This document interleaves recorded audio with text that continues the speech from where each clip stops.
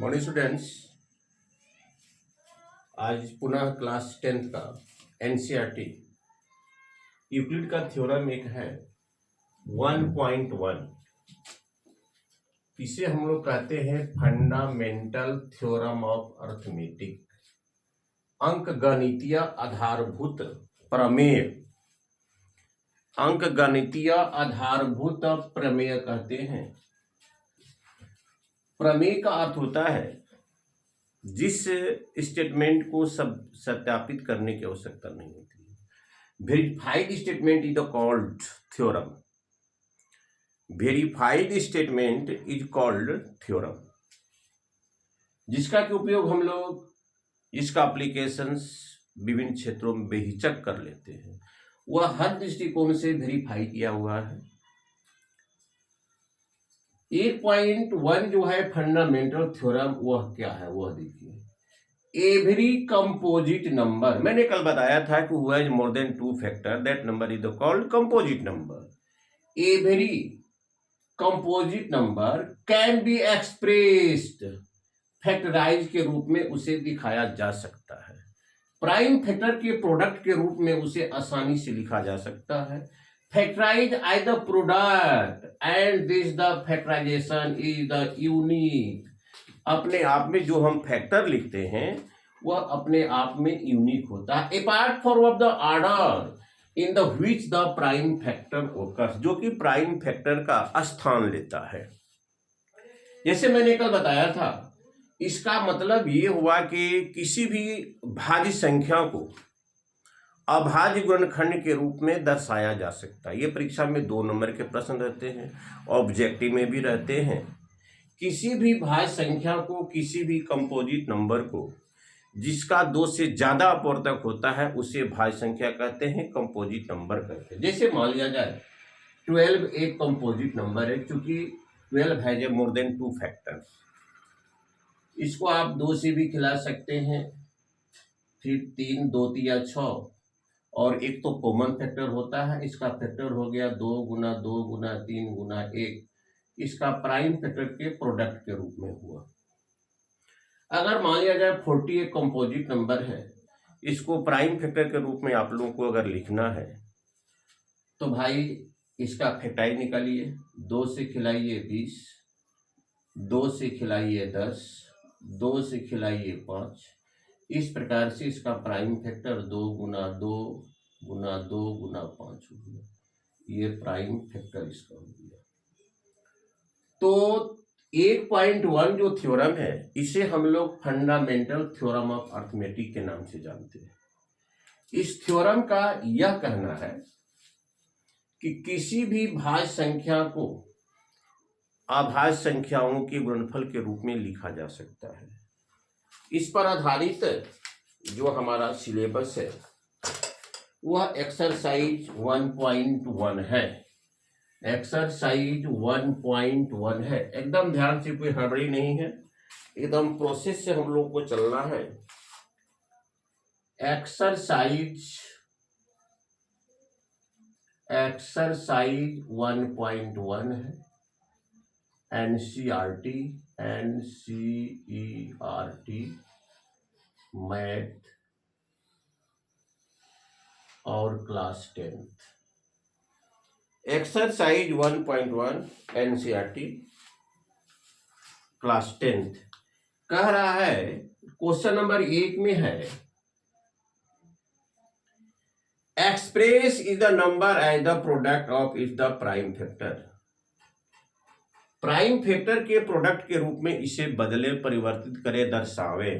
जैसे पहला है 140, 2 से खिलाइए 70 होगा, 2 से खिलाइए 35 होगा, 2 से 5 से खिलाइए 7 होगा।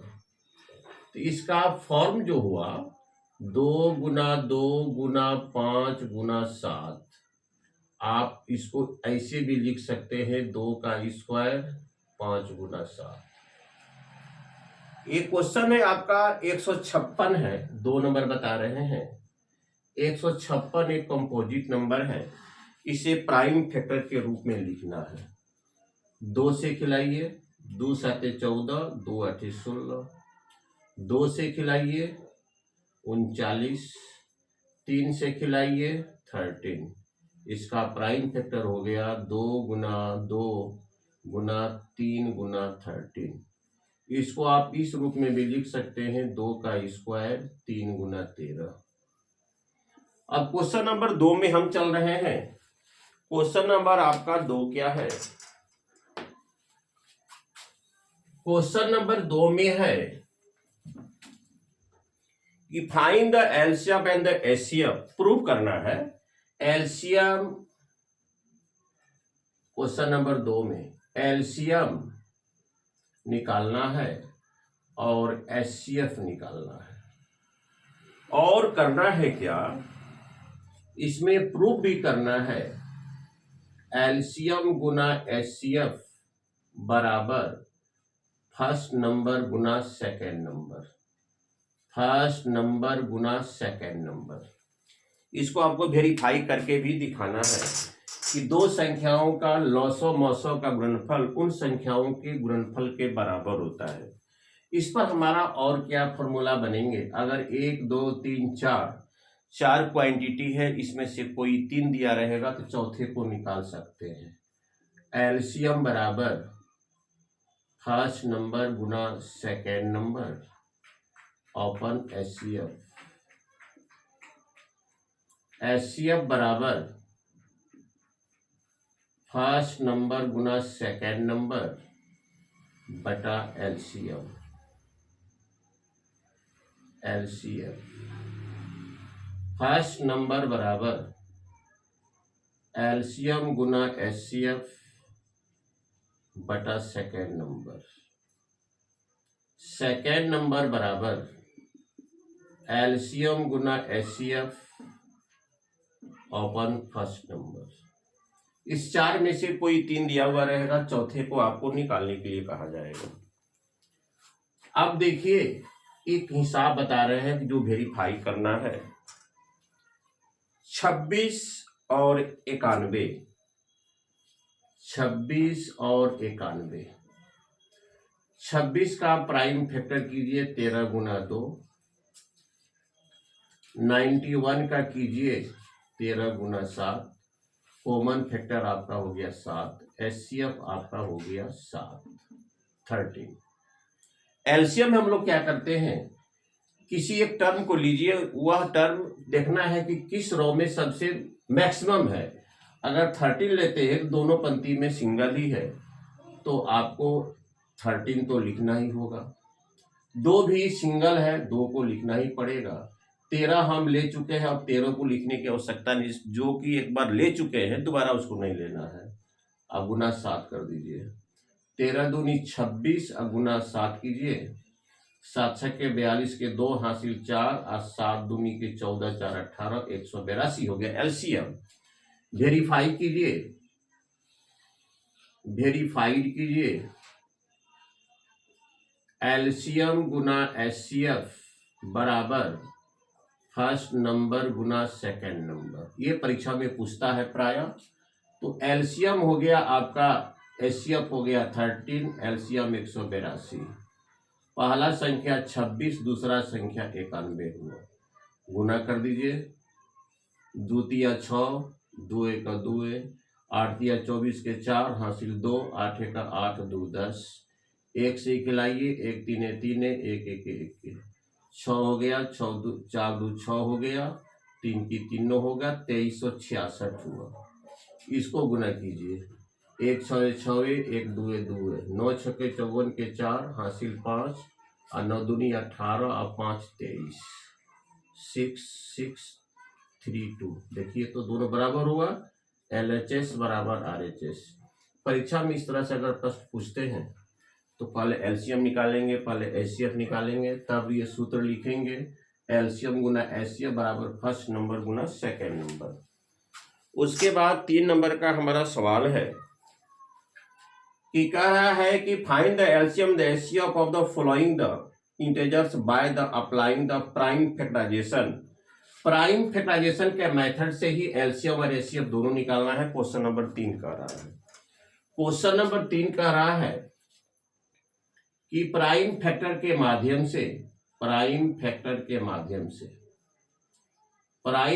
के माध्यम से एलसीएम और एचसीएफ निकालना है। जैसे आपका दिया है 12, 15 और 21। पहले चलिए एचसीएफ की चर्चा हम करते हैं। 12 को तोड़िए, 2 दूनी 4 या 12। 15 को तोड़िए, 3 गुना 5। 21 को 3 गुना 7। तीनों में कॉमन आपका क्या है? 3। एचसीएफ आपका हो गया 3। एलसीएम निकालिए। सबसे देखिए 2 को अगर लेते हैं, 2 मैक्सिमम किस रो में है? पहला पंक्ति में है, तो दोनों 2 को लिखना होगा। और 3 तो सब में सिंगल बार में है, तो किसी एक 3 को लिख लीजिए। 3 लिखने के बाद दोबारा 3 को नहीं लिखना है। 5 भी सिंगल है, 7 भी सिंगल है। तो 2 दूनी 4, 4 तिया 12, 12 पंजे 60, 60 गुना 7 कितना हो गया आपका? 420 एलसीएम हो गया। ये प्राइम फैक्टराइजेशन मेथड से है। क्वेश्चन नंबर हमारा 4 में क्या है? क्वेश्चन नंबर 4 में है, क्वेश्चन नंबर 4 में दिया हुआ है, क्वेश्चन नंबर 4 में दिया हुआ है एचसीएफ दिया हुआ है 9। फर्स्ट नंबर दिया गया है आपको 306। सेकेंड नंबर दिया गया है 657।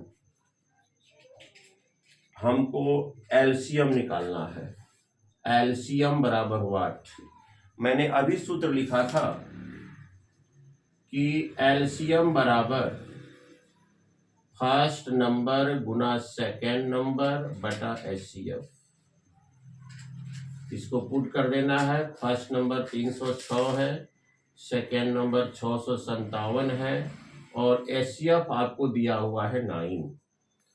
9 27, यहाँ बचा 3, 9 चौके 36। 657 गुना 34।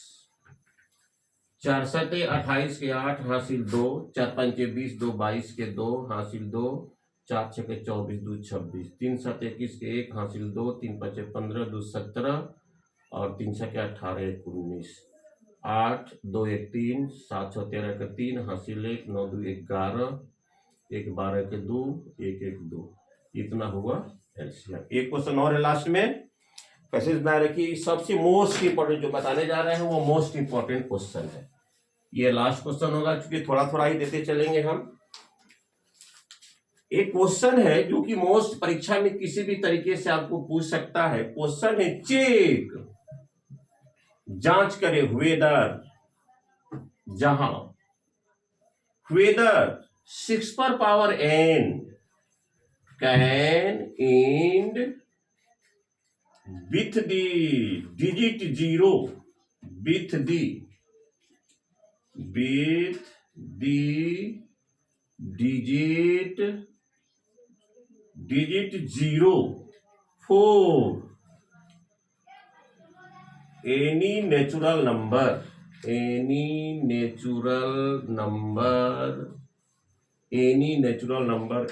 मोस्ट इंपॉर्टेंट है ये क्वेश्चन, आपका बहुत ही वीवीआई है। ये क्वेश्चन मोस्ट इंपॉर्टेंट वीवीआई है। कह रहा है 6 पर पावर n, अगर इसका हम n के जगह पर 1 2 3 4 5 6 7 लेते जाए तो क्या कभी भी यूनिट प्लेस पर 0 आएगा कि नहीं आएगा?